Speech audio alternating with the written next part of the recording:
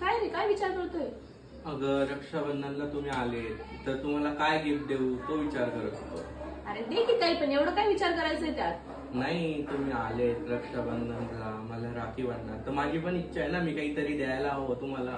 अरे भाऊ, तू सुखात राहावं, समाधानी राहावं, तर आम्हाला तेच पाहिजे. आणि आम्हाला फक्त एक फोन जरी केला ना तू, तरी आम्ही खूप खुश राहू. आम्हाला गिफ्ट वगैरे साठी आम्ही येतच नाही. फक्त आमची म्हणजे कसं आहे ना, की रक्षाबंधन असते तर भावाला भेटायचं, भावासोबत टाइम स्पेंड करायचं असं वाटतं, म्हणून येतो रे आम्ही राखीला. आम्ही पैसे आणि गिफ्ट घेण्यासाठी नाही येत. अच्छा, ए बघ तुझ्यासाठी गिफ्ट आणलं.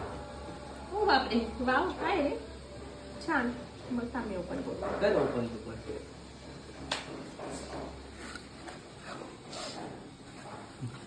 काय रे?